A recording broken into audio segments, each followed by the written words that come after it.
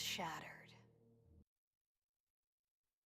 Their calumet arrived without a sign.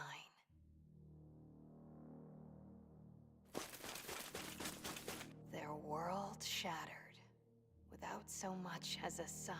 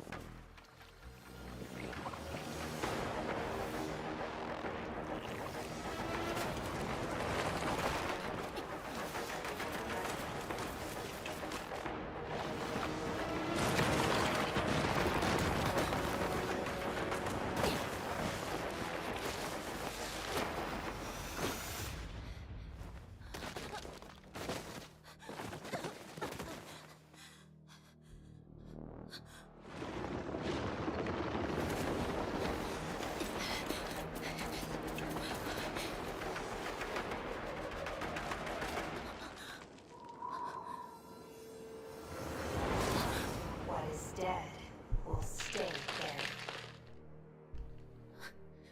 Except nothing ever truly dies.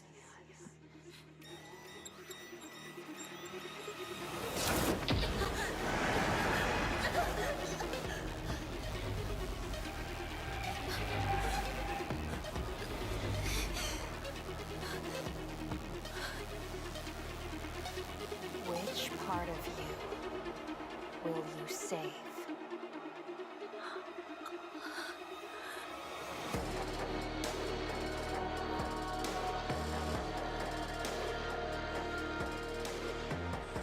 What is left untouched by all this pain?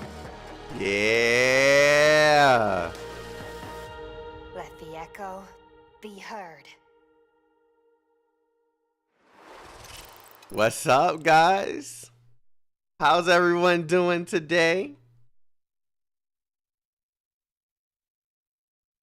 How is everyone doing today? Now, today's going to be a bit of a different type of stream because I'm going to be it's going to be a dual stream between me and Unreal Dreamer. We've done these before. We sit here, we talk about stuff, we just kind of vibe off of whatever we're hype about and just talk about the things that we feel are going to help the game.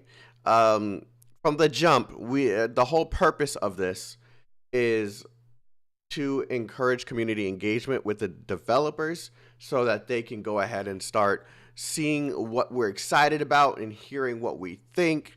And yeah, it's just supposed to be a nice dialogue between two friends about what we're hype about. So hopefully you guys enjoy something like that. Yeah, we're gonna have some fun here. I don't know if did Dreamer go live yet? Did Dreamer go live yet? Because if he didn't, he was supposed to go live before me.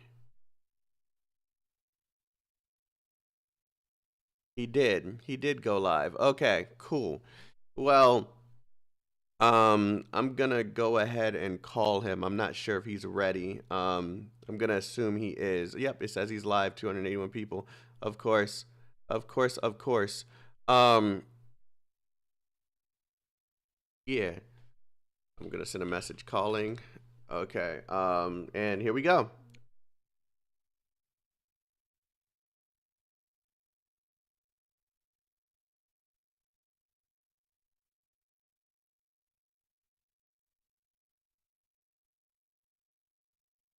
Hold on, let me make sure they can hear you real quick. Yes, sir. Where is? Oh wait, I think they can hear you. Test 1, 2, 3. Hey guys, can you hear me? Let's go! Can you hear me? We're here. We're here. Hey, bro. So, before we even begin, I agree. Before we even begin, everyone in this chat has to go to Chaotic channel and subscribe for more Wuthering Waves content. Go ahead. It's been a while. I didn't expect that. All right. So I hate you. Okay, so before we even begin, I want to ask you because everyone already knows I've been teasing people for like since March, right? I want to know what you thought when you saw the PV first. Don't even think about the gameplay. What did you think when you saw the PV? The cinematic PV? The cinematic PV. Okay, two things. One, music, it made me happy because it sounds, and I think it's like semi-confirmed that it is anti-general, right? Yes, it is. Figured. Two, that told me that they were trying to go for a high production, high budget value game. And also the entire focus of the cinematic was literally the character running away from something and like going through different environments. That told me in the cinematic, they really want to nail open world and exploration. And that's always scary to do with your cinematic trailer because then people expect that, right? So when I saw that, I'm not going to lie, you know my thoughts because we've talked about this game before. I'm usually the optimist. I was a little pessimistic with this one just because I'm a little picky when it comes to open world games.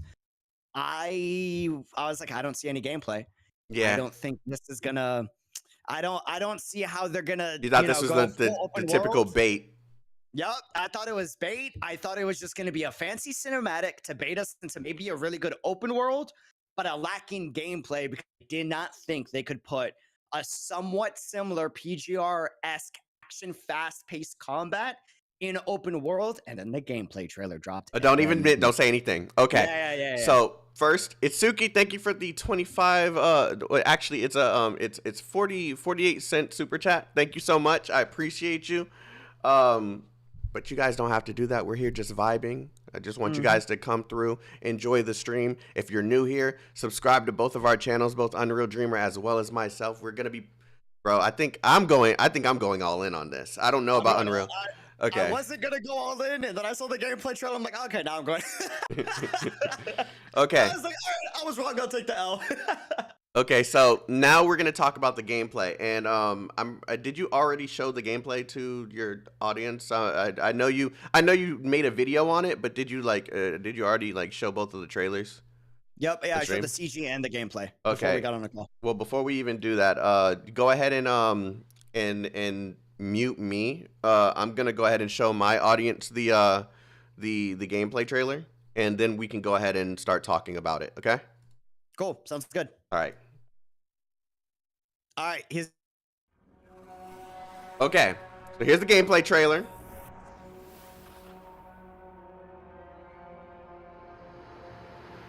I'm so excited.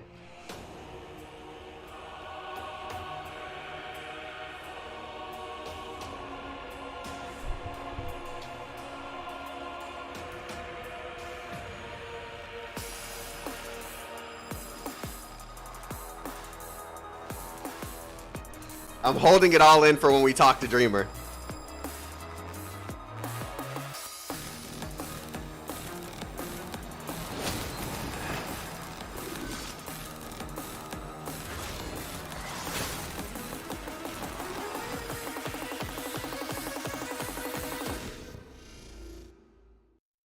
That is the gameplay teaser for Wuthering Waves, the new game from Kuro Game. typically see in this industry's open world games, right? I'm back. So I like that. I like that they weren't trying to mimic another game open world style or even their color palettes, their artistic style. It's more near-esque. It's more PGR, semi post-apocalyptic with sci-fi elements that we love from Punishing Gray Raven.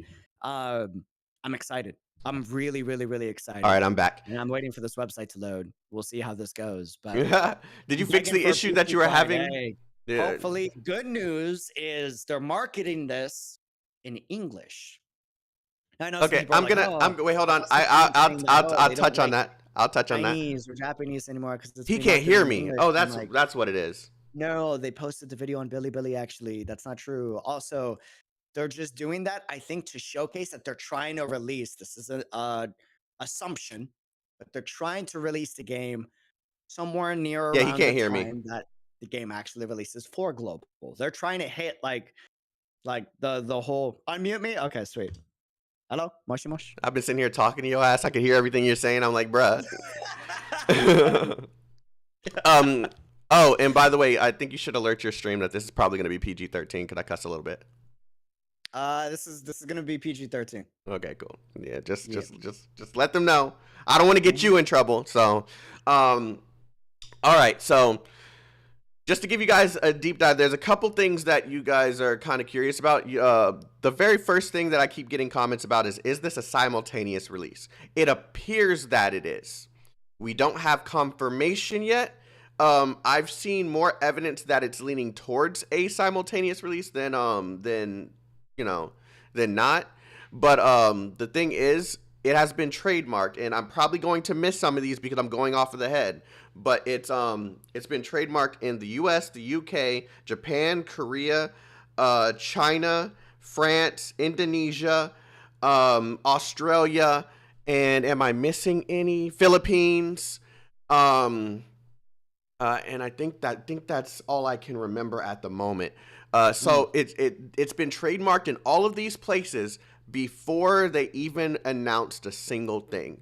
And usually the way that these games work is they'll trademark it in their country, sometimes in the U.S. as well, just to protect their IP, and then they'll just release the game in China, and then couple months later, or 2 years later, they release the game in the global market. So this is the very first time since Genshin that we have seen something trademarked everywhere before they went ahead and announced the game. So, get ready for censorship? No, because there's nothing to censor. You guys just simply, if there's anything that is that you guys feel might have been censored or may not, you'll never know because they're releasing all the same content across the board. That's the whole purpose of releasing something simultaneously. There will be no discrepancies between the content. So, if there's anything that you guys simply don't feel is going to be censored, you'll simply never know. So, there's nothing to dig for. There's no censorship that you should be worried about. It's simply going to be the same game across the board. Now, since I've already shown the trailer, I want to know what you thought of the gameplay trailer. Then I'll talk about what I thought. Then we can go ahead and get into what we see in the trailer and how some of these combat systems will work. You guys see me looking over here because I'm looking at his face and he's delayed. So yeah. So for me, I said this in the reaction, but bro, Kuro came out freaking swinging in that damn trailer. And the biggest reason why is typically when an open world, when a game company showcases an open world game, whether it's in the mobile market or the anime market, their first few quote unquote gameplay trailers is just the character model running through all of the environments. Yes. That's it. And you might see like a normal like slice attack and that's it, right? They were very specific with, we're going to do that, but first we're going to show you the unique environment styles that we're going for that is different from the competition. And then they went to the characters and they were like, we're not just going to do a little slice. No, we're going to show you, hey, there's verticality in our combat. You can run up the walls, you can use a little like string bug like type of mechanic and then go into a glider and then plunge down. There's also what looks to be like a support unit type of like character. Yeah, right? yeah. And the best part, the combat is fast paced. Yes. And that to me is what sold me because PGR, you know, we've played it. That's the big thing why we love the gameplay of PGR and the fact that they're attempting to keep that for this game. It's their specialty. It's something they're comfortable with. It's not something. They didn't just take their PGR battle system. They literally said, "How can we turn this up another like 5 notches?" And and the thing is, bro, people have already picked up on this. The wire bug, the umbrella, the verticality in the in the battle system, simply being able to be in the air and do combination attacks to the ground and then bring enemies back up into the air. Like there's parry mechanics. There's so much here that they obviously learned from the mechanics and stuff that they implemented within PGR and said, how can we do this in an open world setting? Now, I don't think this is going to be a ping system like we had before, where we had orbs and we just mashed the specific orbs and meshed them together. I think this will be a bit more traditional on on like the button settings, because I don't Yep. think it's really possible to do like an orb system in an open world game with all these different controls. But Agreed. also, I think you may have picked up on this. Did you notice there was no character switching? They didn't switch Yes. characters once. Yes. Okay. How do you feel about that? So at first, I was complaining about it, like on my own off camera, right? And then I Yeah. rewatched the trailer. I am okay with it if they weren't baiting me with that support unit. At what point? It could be bait, but at what point in the battle, the katana girl, who's very beautiful, I might add, was fighting some enemies, and then this rock golem appeared, knocked up the enemies for her, and then she like dashed towards it, did a combo, and then brought them back down to the ground. This on top of being able to run up walls, backflip, air dash, and the string bug and parry and break mechanics. If we really have a big variety of mechanics and attacks like this, that is okay. I hate to compare, but it is kind of like if they go for like an Elden Ring-esque style where there's different features. There's going to be a lot of items, comparisons in this stream. You're Yeah. completely fair to use comparisons, even with Genshin Impact. We're just going all in with this, okay? Yep. Okay. Yep. But yeah, so you're gonna have Elden Ring-esque, or we should have Elden Ring-esque like mechanics and a wide range of things that we can choose from. And if we ever get bored with one character, that's okay. The other characters have completely different move sets. We go to the other ones. Well, that's actually what I disagree with a little bit. I don't think this is going to be one of those games where each character has set moves. I think each character is going to have a set style, and we're content. This is where there was rumors that people were saying that this game God, I got this cough. There's rumors that people were saying that they were learning from Final Fantasy 14. And I think this is where the Final Fantasy 14 part comes in. I think we're going to be learning a bunch of different moves as the game continuously progresses and we level up the characters. And that way we'll have different types of moves to combine with other moves. So each player will have to learn how each move combines with another move to create a set of attacks. So your character might be different from my character because I might be using the ability that tosses them up in the air, and then another ability that tosses them across the field, dashes through them various times, and then brings them back down to the ground. And maybe it might even have a slew of attacks on the bottom of the screen, and we can just go ahead and just use rotations. I think they're going for more of a freedom of combat because they mentioned that in their bio that it's a freedom of combat game. I do not think that it is going to be like your typical game. And I see someone saying sounds a bit too ambitious. Open world was a bit too ambitious just a couple years ago, and then look what Genshin Impact did. You're gonna have to be more. You're gonna have to be more ambitious in order to create something innovative. That is how innovation works. I both agree with both what the chat said and what you said. I What did agree your in the chat sense say? that no, with what what you Oh. just said. Yeah, I agree with them in saying that that's too ambitious, but I also agree with you in saying that you need to be that ambitious if you want to make a space for yourself in an open world market where, let's just be real, it's dominated by Genshin Impact right now. Tech Turtle, thank you for becoming a member What? of the Chaotic And- Legion. Go ahead. Sorry. No, you're good. And two things that I want to clear up, just like set the track record straight. One, before anyone else is like, "Oh, perfect timing, Genshin Impact is dying." Oh no, it's not. no. That's not true. So let me share some stats that just got revealed. 4 million people got a statue that is only possible by playing the entirety of the last event in Genshin Impact. Is that where'd you get that stat from? From Hoyoverse themselves. Jesus Christ, are you serious?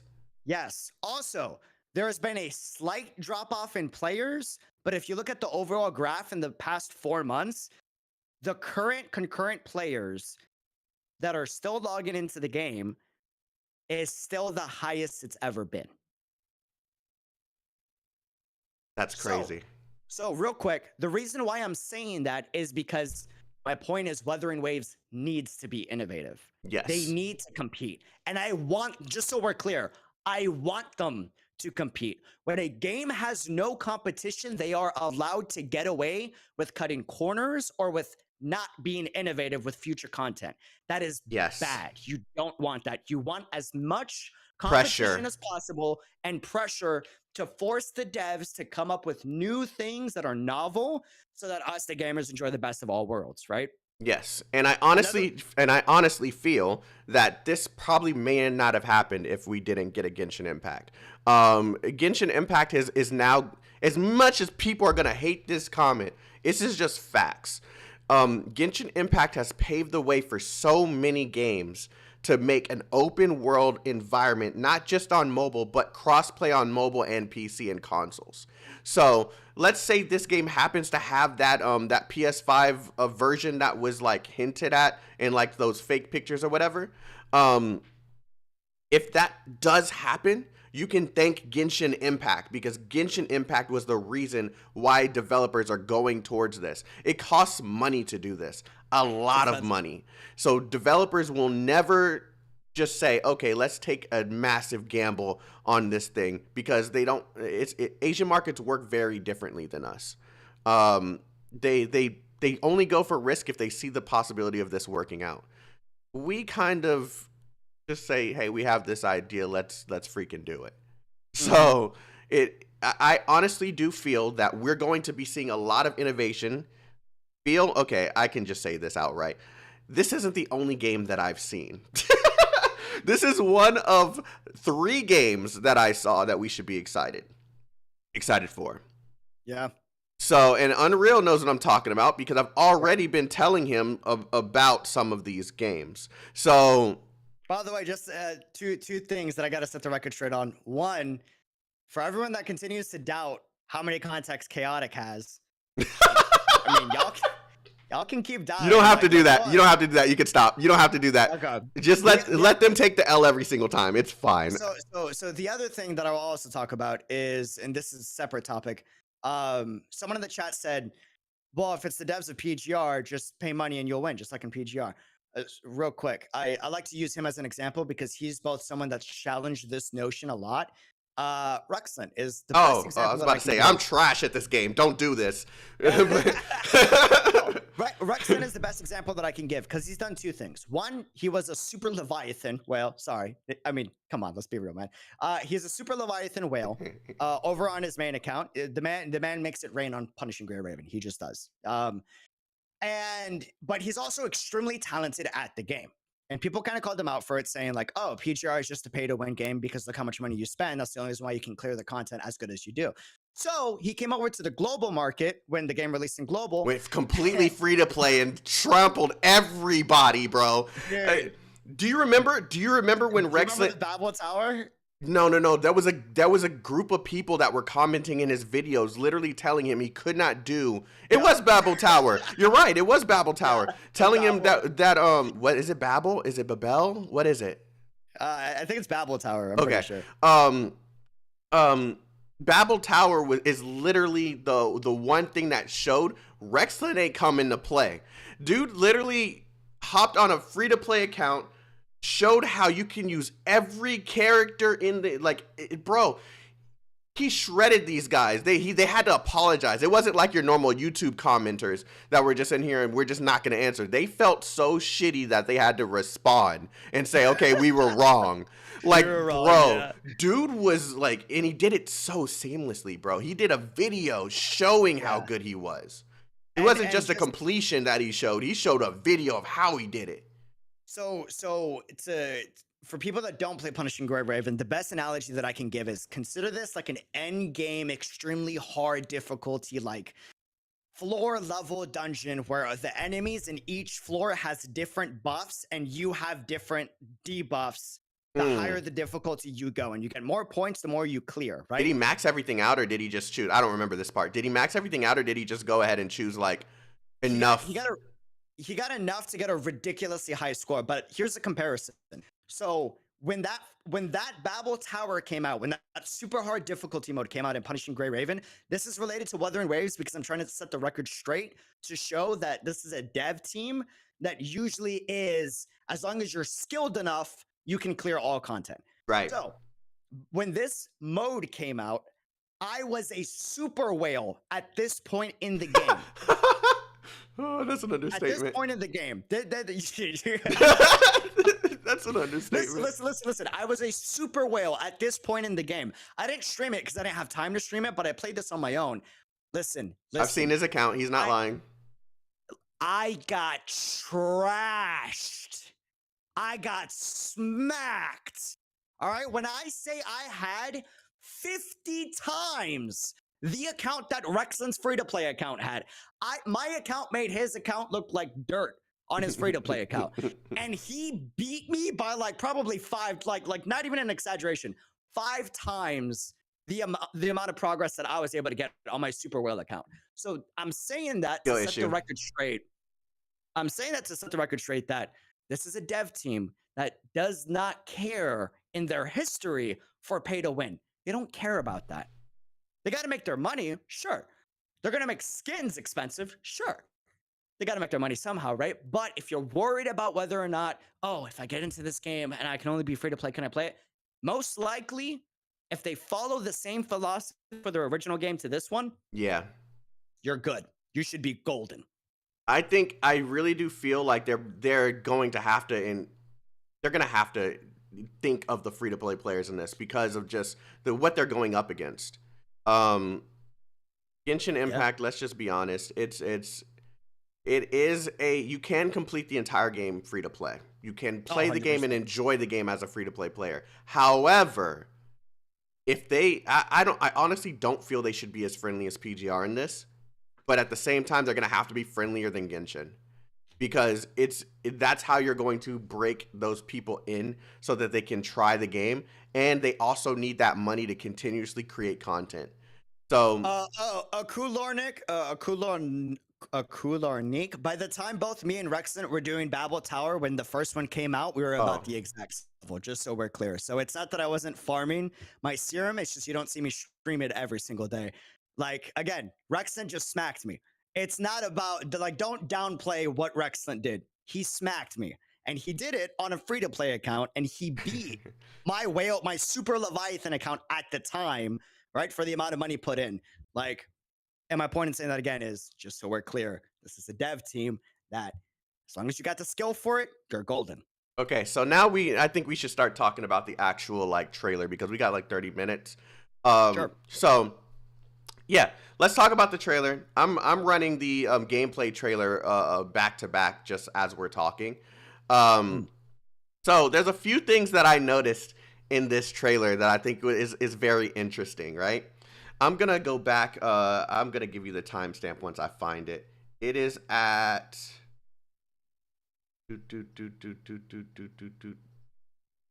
21 seconds. All right? 21 seconds. It's something on the character's back. 20. Oh. Okay. You noticed in the trailer, right? They had they had this thing flashing. I think I think this is going to be one of those games where whenever there's some sort of calamity, gourd, is that what it's called? A gourd? Okay. Yeah, it is a gourd, yeah. Okay. I think this is one of those games where I don't remember what anime or what movie I've seen this from, but whenever it's the Division that I've seen this in. Whenever you're near an enemy, it flashes, and it'll let you know that something is coming towards you, whether it's peaceful or not. It'll probably glow green. It'll probably glow red. It'll probably even be the signal for when you can combine your attacks. You know how usually in games they'll have like a bright red light or something before you can commence a combo? Yeah. I think that this might actually be the thing that flashes. Oh, but wait, by the way, fast forward a few more seconds. Did you notice that she summoned a little creature? Yeah. She did. The other girl did that too, but she was hiding inside of it and then broke out. Hold on. Let me find the specific scene. The rock golem, right? Yeah. Yeah, this Oh, is you're right. She did. she was hiding inside of it. Start at like 29 so you can get the whole thing. She It's not Death Stranding, guys. Actually, Death Stranding has a way of doing the same thing. It has like a little thing that is on the shoulders. So I guess that counts. That does count. If you start at 29 seconds and you just let it run, you'll see that she's hiding inside of that thing, and it's like an instant animation that breaks her out. And then she, since the enemy's already knocked out, she starts doing some combos in the air. Not knocked out. Since the enemy's knocked up in the air, she starts doing combos. Yeah, and it actually looks like she puts it on. Yeah. So I think this is what I mean by that we're gonna have a bunch of different abilities that we learn. So there's no way that this is something that we're just gonna have at all times, and one character has one version, another character has one version. I think Right. that we're going to be learning these abilities as we go. I think this is probably going to be the a game that mixes some MMO elements, but in an open world, um, single narrative type of story. Now, who knows? We could both be wrong here, and this could actually be an MMORPG, but there's no signs of this actually being an MMORPG just yet. Agreed. There's so much MMO-esque stuff that could work. I'm gonna use this game even though I absolutely hate this game. Tower Fantasy was a good example of how an open world could work a for a game like this.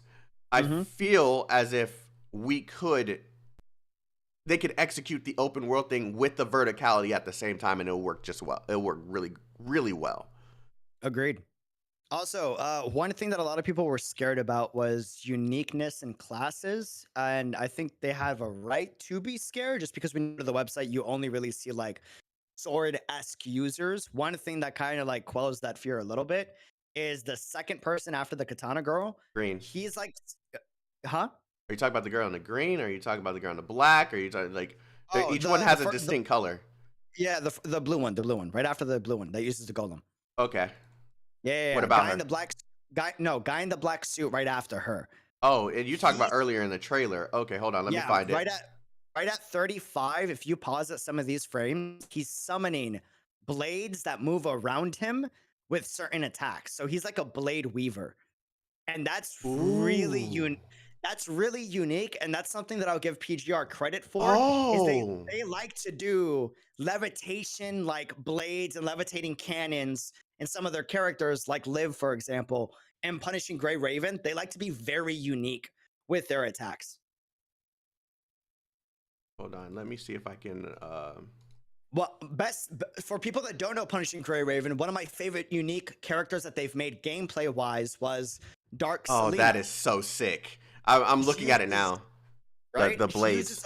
She uses a long flute. At the end of the flute, it's bladed so she could use as a sword. And as she attacks, she creates clones that then mimic the next attack or ability that she does.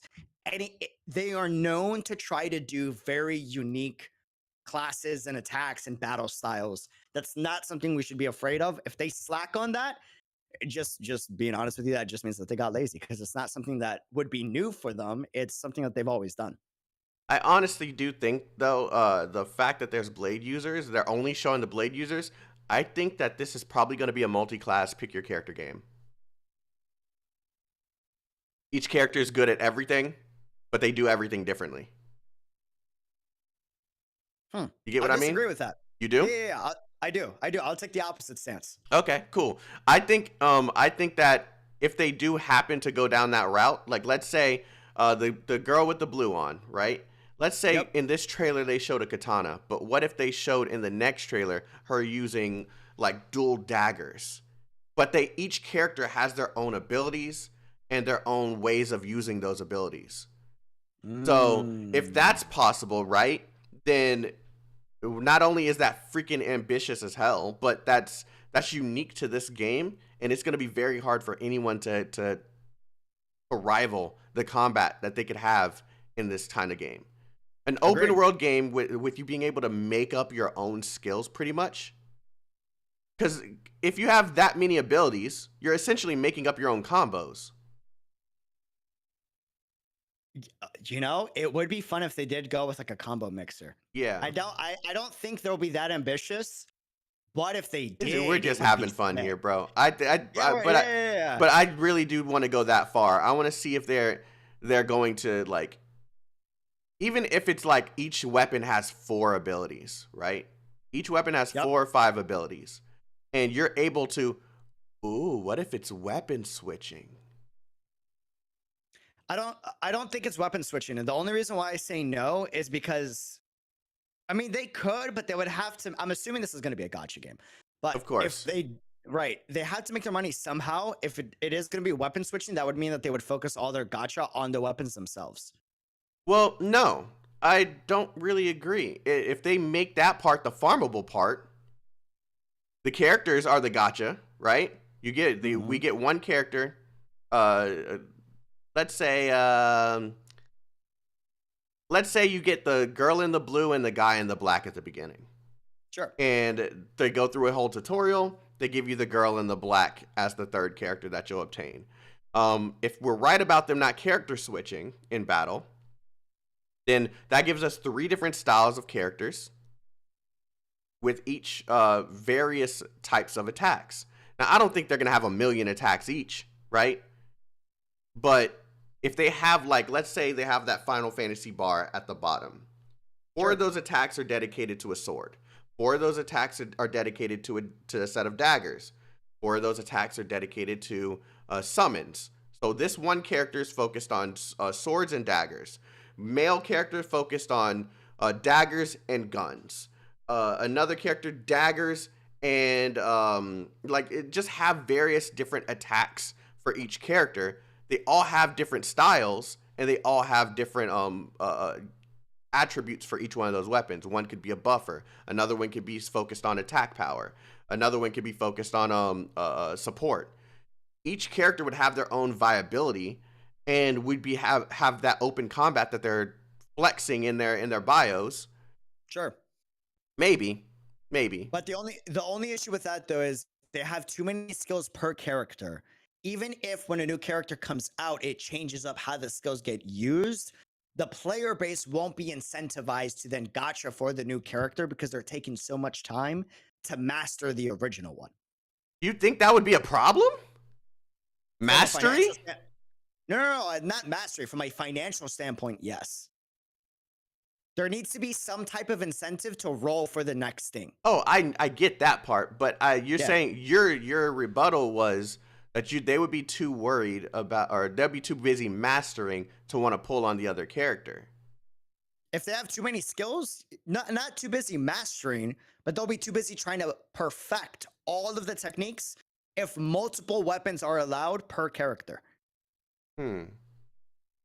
Like, because if you have a sword user, and then let's say you have, I don't know, a dual dagger user, right? And then like 4 other weapons, right? Per character. If someone, because the way like these games typically work is you get attached to like a few set of characters, right? If you get attached to one character and you have all these weapons, why would you feel incentivized to go for the next character if you have such a variety of weapons you can switch to keep things constantly fresh? So I think realistically, like from a I mean, that would be great. I'd be over the moon if they did that, right? No, you're making sense. That's why I got quiet. You're making sense. I'm trying to put this all together in my head. Yeah. I think that what they could be doing though is they might make it so that if they do go the route where you can grind for certain skills, please don't make it a skill gacha, but if you can grind for certain skills, that would be sick. And it would kind of make sense with the trailer, because in the trailer we saw 2 different characters summon different type of summons. So do you think this is going to be, I still think this is going to be very combo influenced. That's one thing that I'm willing to fight for. But it's just how they're going to execute the combo influenced combat is what I'm trying to figure out.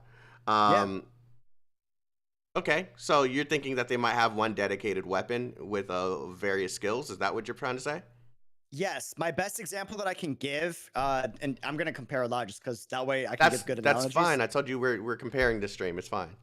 Honkai Impact 3rd APHL, whether you like Honkai Impact 3rd or not, look at that skill tree system. Every character that you have available in that game mode unlocks new skills and new combos. And then, Ooh, yeah. yeah. Depending on the support unit that you're using, you end up unlocking even more attacks if that support unit has chemistry with your main unit, the character that you probably gotcha'd for. Yeah, you're right. And that would be sick. And if they do that, you would still be incentivized to roll for the next character because you want to explore all of these new combinations, right? But you would still feel satisfied with the character that you have, and you wouldn't feel like you're getting cheaped out because your character still has so much variety with its attacks. Maybe. This is all Maybe. speculation, right? We Yeah, have no yeah. idea I'm for just now. I'm putting things together. I'm not quiet because I disagree. I'm just putting Mhm. things together in my head. Okay. So, how do you think that the traversal is going to work with this? Because we did see them running up walls and using air bugs and stuff like that. Those Yeah. are more combos in itself. Simply having let's say combo 1 on the ground literally is just an upward slash, but if you use the wire bug and then use the same combo, it's a slash to the ground. Like that's 2 different abilities in itself. So how do you think they're going to execute this? Do you think they're going to have like 2 or 3 skills every single ability to compensate for the aerial combos? That's more like DMC-ish, Devil May Cry-ish in a way. Yeah. Dude, you're a genius. By the way, Zani, welcome to the fam. Thanks for becoming a member. You're a genius. So what if they made it so that so far what we've been shown is we have, I was corrected by the way, she doesn't use a katana. I think it's guys, what is it? Is it a taiga? It's a different type of blade. I forgot what it's called. I was corrected in the I'm comments. not well versed in this. You're better Yeah. than me in this. I don't know. So the swordswoman we have, right? We Swordswoman. have the guy that was a sword weaver or a blade weaver that would summon flying blades and attack with him, right? And then the third person we saw was a dual dagger user, it seemed like, that had ninja-esque style movement and was very acrobatic, right? Yes. Chat is saying Atachi is what the blade is called. Cool. What is it? Say it again. Atachi. Atachi. Oh, I was about to say, I know what you're gonna say. So hear me out. I think you're a genius. So what if they make it so that, you know how you were saying technically the air plunge is considered an attack, right? Yes, it is literally their second attack if you're going to only have one ability in a set. Right. And you apply the aerial combos to that set, then you essentially have 2 abilities. So what if, since the ninja-esque character is more acrobatic than the other 2, you either get a speed passive buff with movement, or you get either bonus damage because you're moving through the air faster, or less damage when you make a plunge because you have a smaller blade, versus the Tachi character that jumps in the air, has a huge blade, comes down, plunge damage is going to be higher, and there might be passives that make sense for that type of combatant. Well, wouldn't that... Okay, so then that would encourage that we still have character switching. Exact. Well, not necessarily. It would just encourage that you would want to try out different characters, and each character gives a different feel to the mobility, since mobility is a big focus they have in this trailer. And then that's also, there may even be 3 attacks per ability, because I'm seeing the perfect dodge mechanic. There has to be counters. I'm so curious if the girl on the ice turtle. Blue. I just Blue, call them by the colors. I call them by their Blue, colors. Fair. Blue, I'm so curious if she's parrying the boss or if she's It breaking looks the boss. like a parry, but it also is breaking. That's what it looks like. I knew you were gonna say that because someone else said the same thing. It looks like it's a parry, but into a break. So the parry is essentially doing damage to the enemy, and that's breaking its shield or whatever the case may be. Because we also see a piece of ice break off of it. That's what you're talking about, right? Okay, yeah. So we see a piece of ice breaking off of the enemy. Let me find it. By the way, I do want to excite you guys real quick with like a 2-sentence statement. I've been seeing this a lot in the comments. A lot of people are seeing this game that don't know Punishing Gray Raven because this is an open world game and it's advertised as one. So it's being appealed to a more general audience that PGR was not, right? So real quick, let me excite you with something. Global audience, a lot of us love Nier. I don't know if you know this, but PGR and Kuro specifically are huge. They talk about it all the time. They are huge Nier fans to the point that PGR, their previous title of Wuthering Waves, this game that we're talking about, collaborated, and will collaborate in a month, by the way, with Nier. Not even a in month patch. anymore.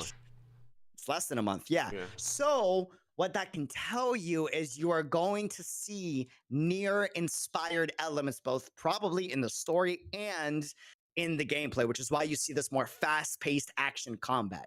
That's where they take their inspiration from. So if you like Nier, you should be excited for this game. Yeah, Nier is their inspiration for like many of their games, right? So, Yep. I think that was no, their first game was more Honkai-ish. It was a visual novel. The second one, Punishing Gray Raven, had Nier elements in it. So yeah. So just these two games. Yeah, man. So I found the parry perfect dodge thing. So she literally perfect dodges, and then she does like what appears to be a parry, but it also breaks the ice off of the enemy's face, and you can actually see it breaking off of his face. So I think it's literally all three. It's a parry, a perfect dodge, a parry, and then a break. Oh, bro, go to 42 slow-mo from 42 to 43.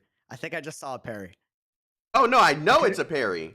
I could be wrong. I think that hard confirmed it for me, actually. I could be wrong. I'll take the L if so, but that looks, Yeah, bro. Yeah, that you're talking about against the red winged enemy. Yeah, it's definitely a parry. Regardless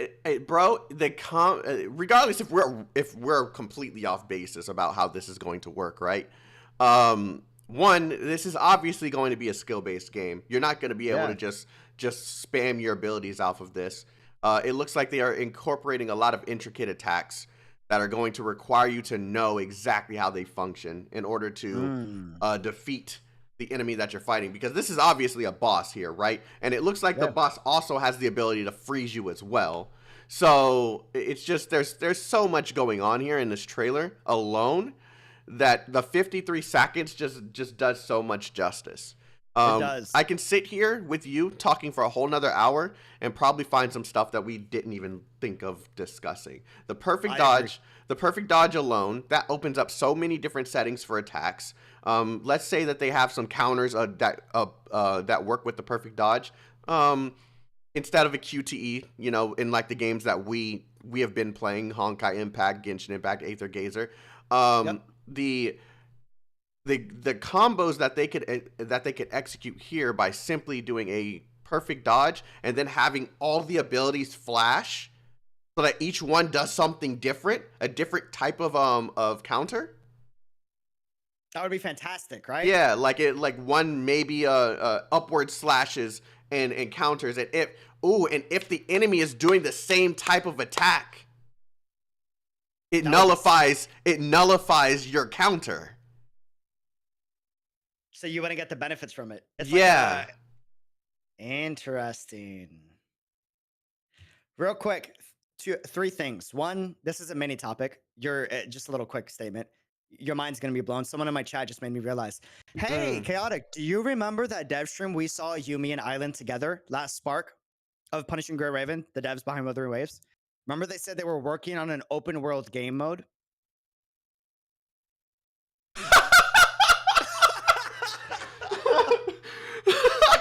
What if this was it and they just made it into a game?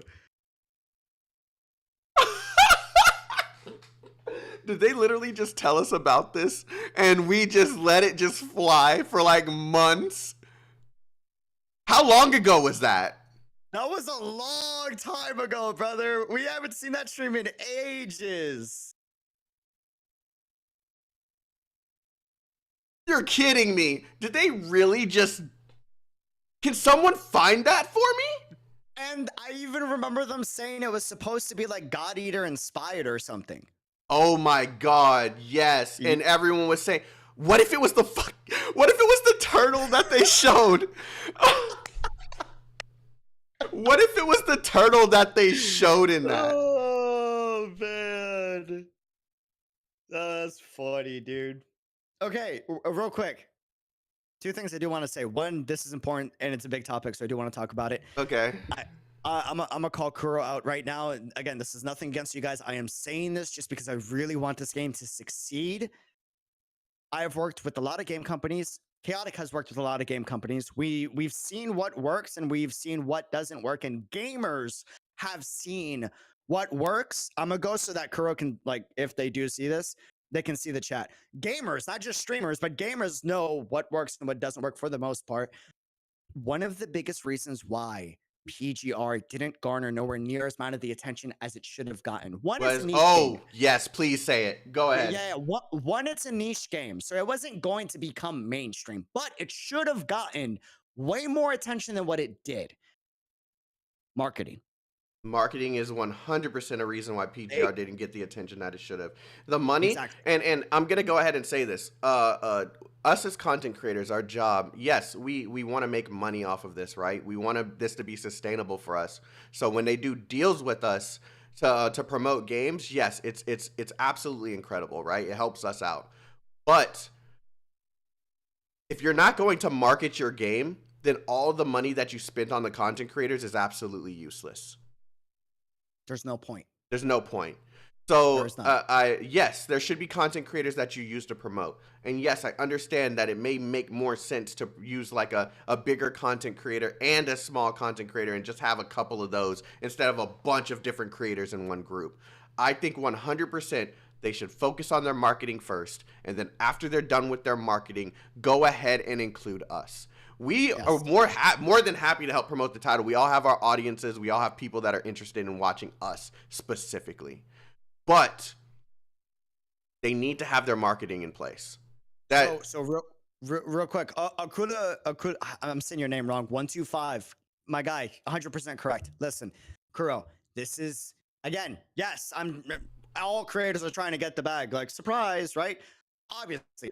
But Yeah. I'm giving genuine advice. Your priority, I've seen this with 6 other games that I can list right now, and it's all worked when they follow this, okay? Your priority for marketing should be show off your soundtrack in PVs. You did this, you didn't do it hard enough. You need to promote this through social media. You need to sponsor specific videos that showcase these PVs with creators that are not big. It doesn't matter about the size. Stop worrying about the size. They could be small or big. Yes. They must be specialized in showcasing that PV. And I'm going to stop you there because there's something that you do very freaking well, and don't you interrupt me when I say this. Unreal Dreamer does this thing where he talks about just the freaking music. And he sits there and he analyzes it and how it applies to the gameplay, and no one else is doing it. All right? That alone is good marketing material. You're not promoting your own freaking music. So why not get content creators that will do it for you? And then you have content creators like Rexlent, who are literally the epitome, he's the epitome of intricacy. He makes sure he understands the abilities and how the combinations work. Get him for content that specializes in combat sufficiency. That's great marketing. And then you get a content creator that is just casual, and you get him last. I'm the casual one. I don't need to be someone that you pay from the jump or even focus on. What you do is you focus on your marketing first, and then you get someone like me afterwards so that I could just showcase the game. That's my job. So we have content creators that specialize in each one of these things, but you need to make sure your marketing is intact so that we can do our job effectively. Yes. Again, your priority should be you need to properly market your own content. You must make lots of art. You must promote artists. Listen, artists are underrated. I'm not just saying this because I love them. I'm saying this because of how much attention they draw on the global market. You must promote talented artists to create art that are famous in the anime niche market. Then you need to promote your own PVs. And then what you do is you sponsor music creators that specialize in anime music content. My best analogy I can give is Amelie. She's extremely popular in the anime English singing music content creation market, to the point where even Hoyoverse has hired her for a few times, both to review And they both know to cover. that the music is important. As much as people don't really pay attention to go and look at any reaction that you've seen from me, Unreal, Kodla, MG, anyone that is doing anything Honkai related or PGR related, and go and see how they mention the music. Music is important. It's so important. It's everything. And you don't need to up your music budget. Your music is fantastic. Fantastic. It is. It's amazing. You just need to promote it better. That's all you need to do. Your gameplay, what you specialize in, Kuro, is unique mechanics in combat, and you don't follow the typical fantasy happy-esque story that then goes dark. You go dark right away. That is your strength. That is not a weakness. Appeal to the people that will actually like your game. Do not try to appeal to a market that will not like your game, because word of mouth is everything. You want your audience to fall in love with this game. And so God that they forbid, then promote do everyone. not try and mimic Genshin Impact. Holy crap. There's too many games or too many studios. Everyone in the chat knows who I'm talking about. I'm not going to say it. There's too many studios that are trying to be the better Genshin Impact. Stop it. Try and figure out what makes your game different. Yes, it's open world. It makes fucking sense. Sorry, F-bomb. I didn't mean to drop the F-bomb. It makes sense. You want the Genshin Impact audience to be interested. That I get it, right? I get it. But when you do that, you pull in an audience that may have never been interested in your game in the first place. Just go ahead and focus on your strengths. Intricate combat, some of the most insane combos and abilities that you can come up with, and then just have your combat speak for itself. Correct. There's no use in copying a game, because that just makes you the worst game. Real quick, and again, before anyone at Kuro, before anyone in the audience that is watching the stream or chaotic stream, before any of you say, oh, but Genshin is the most successful game out there, they should be mimicking Genshin. No, that's a bad idea. Let me give you an example of a game that Kuro can take inspiration from their marketing, because their marketing was genius. It was well executed, and its genre matches your genre. What you should be inspired by is Elden Ring marketing. Oh, yes. Yes. Keep going. That should be your inspiration. Elden Ring audience has exploded, and guess what? They are not happy fantasy and then dark like Genshin is. They are right out the gate a very gruesome, dark, edgy, open world styled game that is high difficulty and great soundtrack. What are all these things sound like? PGR. A typical Kuro game, PGR, and now the upcoming Wuthering Waves. Now, and I don't know that you need to go after. I don't know a single person, and correct me if I'm wrong, anyone in the chat. Even Rexlet went and played Elden Ring on stream. Elden Ring is a game that I can see any PGR player playing, and even though they're very different combat systems, one's more slower, focused on dodging, focused on making sure you know the abilities of your weapons and what weapons work against what boss, while the other one's fast-paced, combo intricate. Bro, they both work together very well because of the fact that they still focus on one thing: difficulty. Exactly. Oh, that market! Yeah, you hit the nail on the head with that one. If you're trying to, I'm obsessed with marketing, bro. I love studying it. So. Yeah, so that makes a lot of sense. If you're trying to go after a crowd, don't go after the Genshin crowd. Go after the Elden Ring crowd. Go after the Elden Ring crowd. That's the crowd you want. Also, Colonel Croc super chatted twice. Bro, I saw your super chat. I promise I'll read everything before I end stream. Don't feel, if I miss it, I probably didn't miss it. I'm just waiting for the right moment to talk about it. Don't feel pressured to spend again. But fun fact, Maxor's Elden Ring, bro, you just answered my question I've been trying to figure out. Fun fact, Maxor's Elden Ring video actually brought a lot of new players into PGR lately. He used Hikari during Radahn's Bass battle. Kale, this answers our damn question, bro. We've been trying to figure this out for weeks. What? Do you remember? You remember I called you like 2 weeks ago, and I was like, bro, all my old PGR videos are getting a ton of views lately, out of nowhere, and they've been dead for months. Yeah, and we were trying to figure out where they came from. Was that because of another content creator? Another content creator apparently made an Elden Ring boss battle video, and they used Hikari soundtrack from PGR during the battle, and people asked where it came from, and he said it came from PGR, and that's where these players and that's where the views are popping up from. Maxor, thank you for the views. I appreciate it. And, I've been trying to figure out where everyone's been coming from. It's from Maxor community. What's up? Yeah, you guys don't realize you guys don't realize how small things like that actually do help the content creators like us. Like if you're if let's just give you like a good example, because I'm gonna use big content creator names so you'll understand. I don't know who Maxor is, but I'm gonna definitely look him up after this. Let's say PewDiePie decides to play not Punishing Gray Raven, Elden Ring.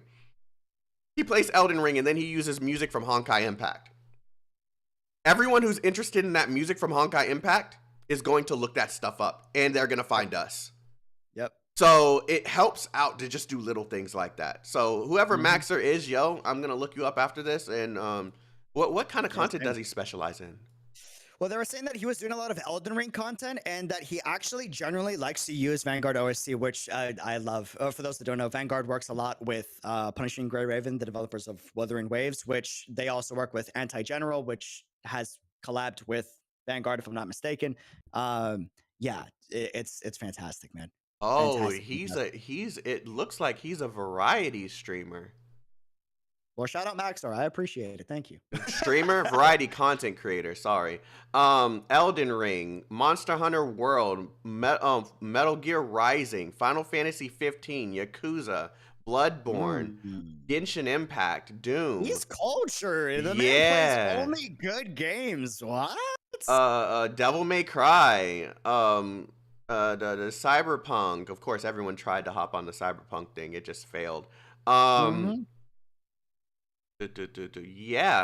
Yeah, this is okay. Yeah, subscribe. I'm gonna check him out. Oh my lord, bro, his edits are crazy. Yeah, it's kind of. Did you see the second thumbnail for the Monster Hunter Word? Oh, dude. Oh god, that's so exe memey. But yeah, so the last thing I want to talk about before we go, because we're kind of over time, I wanted to talk about the character designs. Okay. Go ahead. This is something that you spend a lot of time on, and we talk about this off stream usually with PGR. Character designs are very important for a game, not just the weapons, but you got to make your characters look good. If I literally go ahead and just type in PGR right now and look at the most recent character, most people that see the newest character, I'm not talking about the one from the beta, I'm talking about Karenina. Karenina. What is the new PGR? It's a dark build, isn't it? Yes. So the video we're gonna use right now is Rexlin's video. So for those who are not familiar with Punishing Gray Raven, this is Rexlin's combat.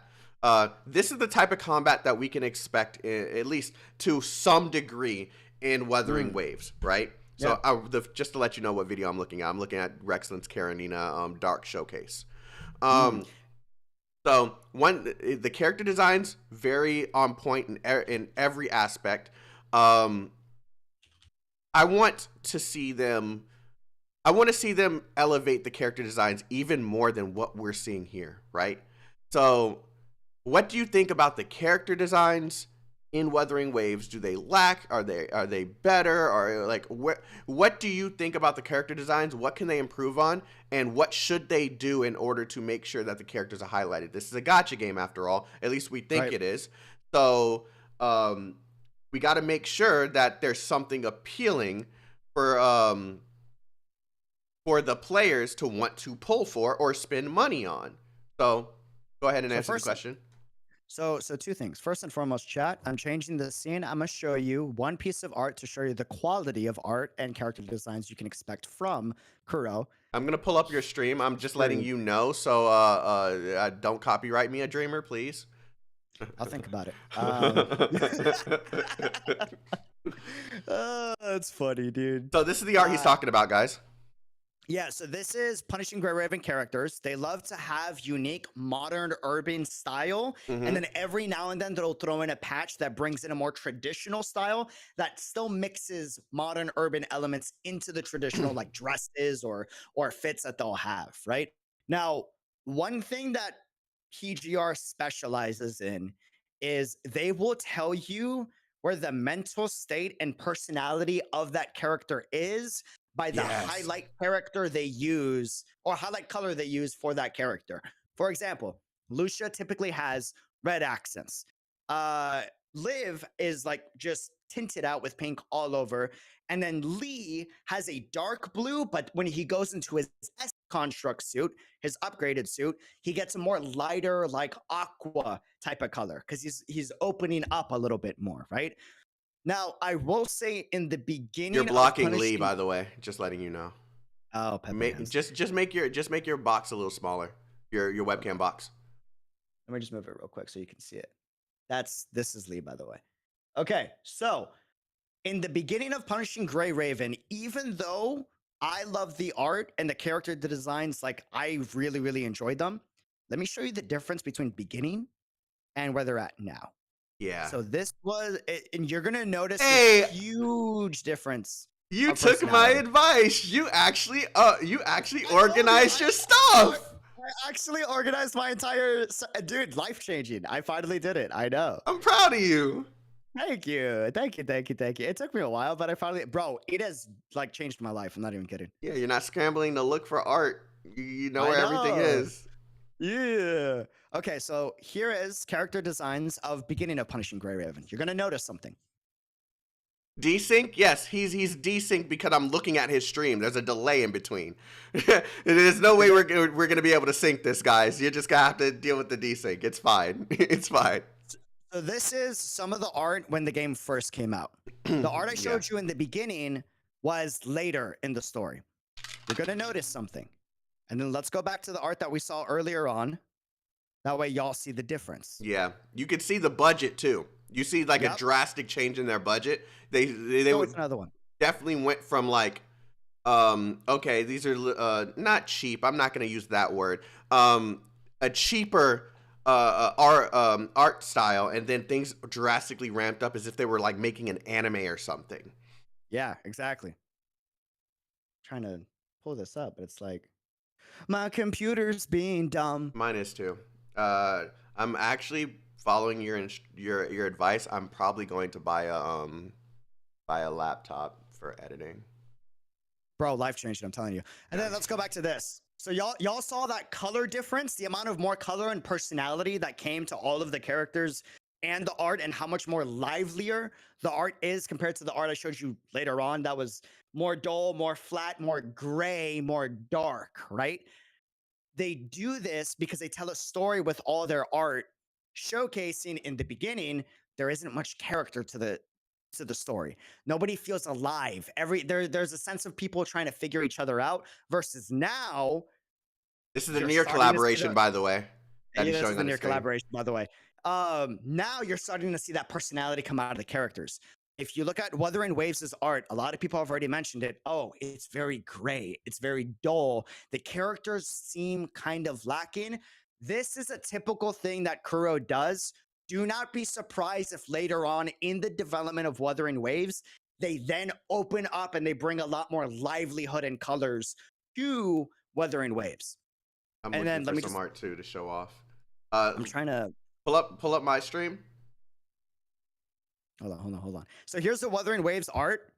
There's a lot of gray. There's a lot of white. There's a lot of black. We're not there yet. Give it a second. And then got it. And then there's the girl with the Tachi, I believe it's called. That has the blue accents, and the blue is the only thing really standing out in the story because that's all they want you to know at the moment. And they typically do this in their titles a lot. expect as more information comes out and as more patches post-launch comes out, you start to see more color and you start to see more expression in a lot of their art, and the budget value is going to dramatically go up. They just start low, that way they just keep you satisfied. And the And thing you feel a is, sense of progression. Go ahead. and the thing is, right, when they start with those dark colors, it's almost as if you're learning about the character. It's like the character, all you know is this. Like if you're learning to see a person in real life and they have resting bitch face, right? All you know is that person has probably has a bad attitude. You don't really know them. You don't know if they have a good attitude or anything. But then as you learn about the person, a lot of different things open up to you. Their person, they don't have. They don't have a bad attitude. They just have resting bitch face. They are actually into a lot of things that you're into. You start to see the brighter colors in that person. That is how they approach their character design, their expression of character, how they teach you about the characters. You always learn more about the characters, and then things get brighter. That's how they do most of this, most of their storytelling in the game too. And every single time things get darker, so does the scenery. Yep. They are huge on this. If you look at their cinematics recently, their cinematics also do this as well. Yeah, I saw that the rumor is Yan Yan for the character name, but you gotta wait for confirmation on that. Yeah, I think they could just using code names, probably. They like to do show more than tell. I agree. Last thing I want to talk about, I really got to nail this home. Kuro, the only thing that didn't bring as big of an audience to your Punishing Gray Raven game, it's not because of the game. It was your marketing. It was your marketing. I can't stress that enough, man. Do not bring in creators that do not care about the game. The internet, viewers are not dumb. They can tell when their creator, because it's their creator that they watch every single day, is genuinely excited about something they're sponsored by versus something they're not excited about, because they watch us every day. They get used to like our facial expressions and they're like, oh, he did that, he's really excited. Or he looked more excited about. People literally could tell when I was starting to lose my spark in PGR. Yeah. People could literally tell. And it wasn't that the game was getting bad. It was just that we knew everything that was coming and we knew what to do with it. It was just like that is the best part of this being a simultaneous launch, because there's not going to be a single content creator that just knows what's coming next and how to build and how to make sure your character is built the correct way. We all have to learn this together. There'll be people that learn it quicker than us, but it's just going to be great to have that fresh take in worldwide. Bro. Also, they hired very famous voice actors for Punishing Gray Raven, but there wasn't much voice acting in PGR. If your bio on your Twitter page says, oh jeez, he's gonna do this, bro, I'm sorry, I got to. If your bio on your Twitter page says this is a story-focused narrative that is open world, I know it's expensive as hell. I'm sorry I'm saying this. I probably shouldn't be saying this. But the more voice acting you put in the game, the more of an audience you're going to keep. That doesn't mean you have no chance if you don't do voice acting. Your story writing is already fantastic, but you will bring a much bigger audience the more you invest in your voice acting. You did that a lot nicer than I expected you to. Also, when you're marketing the game in its initial stages before it's released, the most famous thing about your game is not your characters, it's not your art, it's not your gameplay, it's not the fact that it's open world. Focus on your strengths, sure. Take advantage of the fact that you have literal idols as voice actors. If you bring in or you bring back Yui Ishikawa, who is the Japanese voice actor of Lucia, I knew you were going to say that. Who voice acted Violet Evergarden and Vivi, right? Listen, you should celebrate that. Announce a beloved voice actor, Yui Ishikawa, is going to be voicing this character. The internet will lose their minds. Whether they like the game or not, they will retweet, they will spread. They'll be like, yo, we need to check this out. My favorite VA's in here. I have to see it. Take advantage of that. Yeah, and there's a reason why most of these studios literally go on Twitter and say, hey, this character's being voiced by this person. You gotta like go all in on this marketing thing, man. Yes. Go all in. And if you want us to be a part of the marketing plan, then you got to make sure we do things right for your game. I'm not saying control how we do things. I'm saying if you see a strength that we can apply to your marketing, reach out. Like help us help you. We want to show the game off. I'll tell you that right now. I've literally I'm gonna reveal a little bit of something. I've been annoying the absolute F out of our Kuro game contact ever since I found out information about the game. She has no idea how I got the information I got. And she's just like, bro, I can't talk about this yet. Please stop. Like, she's like, I can't talk about this. Stop, please. also, if I mean, regardless if the game is good or bad, if you just, you put in Miyuki Sawashiro or Yui Ishikawa in there, like, even if the game's bad, I might still check it out. Just saying. Just throwing that in there. I guess it's safe to say, and I think we can use this as a closing statement for us being on the same stream together, and then you can just kind of break off and do your thing before you go back to whatever you plan on doing. I want to say that they already have the attention of the masses right now. There's me, small content creator just trying to grow off of these mobile games. There's you. I still consider you relatively small. I'm pretty sure you would do the same thing. I agree. But then there's the big content creators. How are you going to get their attention? And then how are you going to use that to make sure that this game is publicized the right way? You need to plan all of this out. Yes. This is very important. Trust me. MTash picked up on this because someone tweeted it to him, and he was very surprised. Trust me. I pay attention to everything Wuthering Waves. There's probably not a single thing that you guys have that I don't find out within a week. I'm not kidding. So I just want to say that marketing is 100% important. Execution on how you're going to show this to us is very important. The one thing that I know that you're not going to do, that I really want you guys to do, show us more gameplay, dedicated video on gameplay. We don't have to have a beta yet. Show us a dedicated 5 to 10 minutes of explaining the world that you're creating. The more that's a great point, actually. The more transparent you are, the more dev streams you do, the more you communicate to the community, the more the community will appreciate that and show that support back. Yes. And that also, hype is important. I say this very often. People always say they should be capitalizing off of the hype. No, they shouldn't. They should be capitalizing off of their the build. Yes, hype is build up, but hear me out as I say this. There is a build up that comes with word of mouth. That is so much more important than hype, because hype is just a bunch of people following whatever is trendy and cool, and that could easily be dropped off within a week once the game releases. Word of mouth is so much more vital. If I'm talking about a game and saying that this game is incredible and share that with Unreal, and Unreal's like, it looks cool, I'll try it, and then he tries it, and then he shares the same thing I said with someone else, and then it just spreads, that's so much more viable, especially amongst content creators, because we're all going to make sure that we continuously help this game succeed. Yes. Hype is going to die. Word of mouth does not die.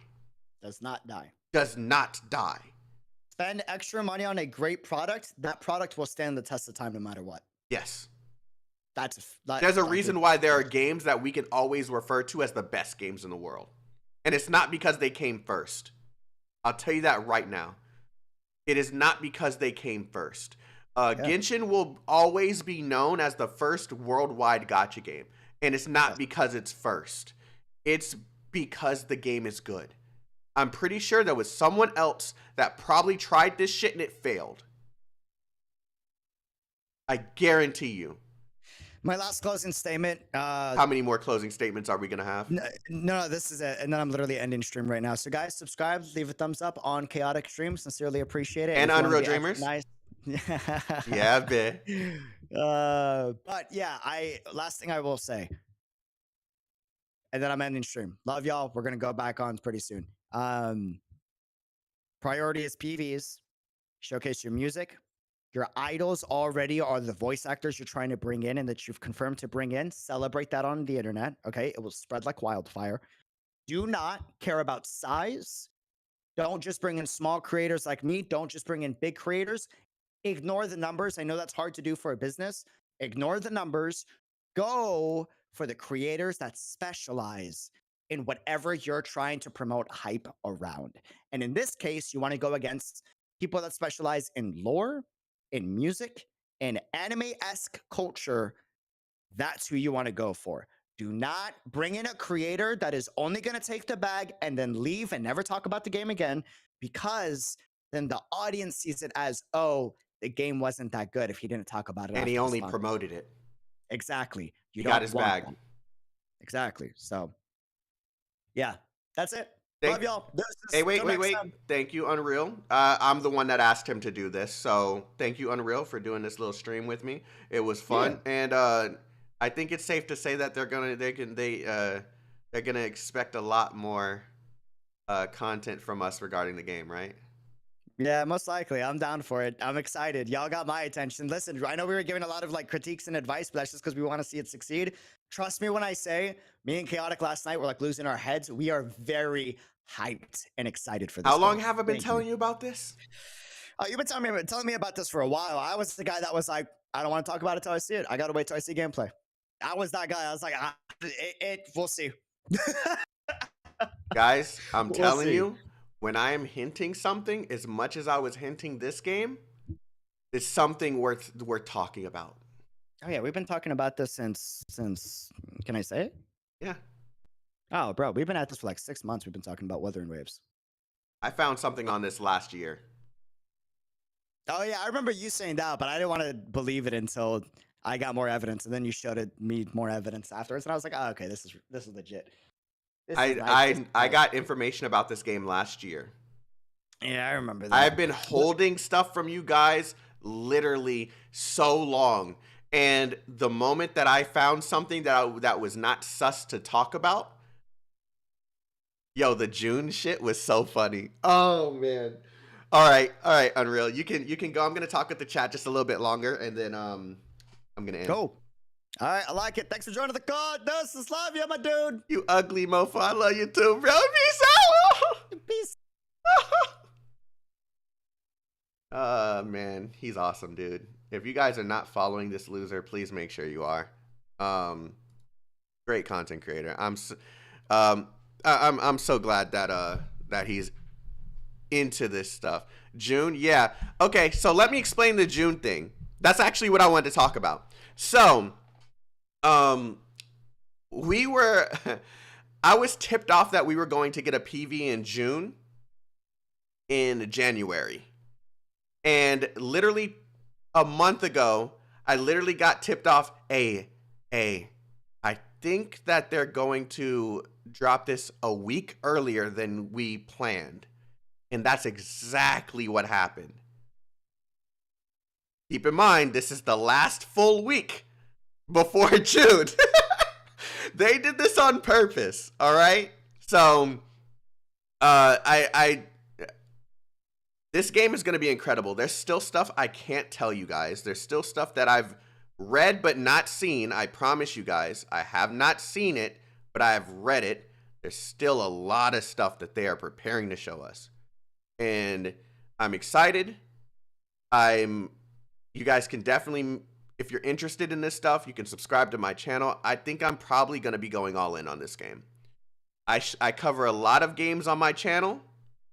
I think this Arknights and Zenless Zone Zero will be the only games that I cover once this goes live. I might have to make a dedicated separate channel for that, just so I can keep this a mobile gaming channel. So subscribe to this one. I don't know how I'm going to do it, but I'm going to do it. I'm excited. I hope you guys are too. And yeah, Project Snow, don't worry. I got some stuff for Project Snow too. I gotta learn more about it. I gotta learn more about it. There's still stuff I don't know about Project Snow, despite playing the game a lot. They're still developing the game, so we'll see. Thank you guys. I love you guys. You're all amazing.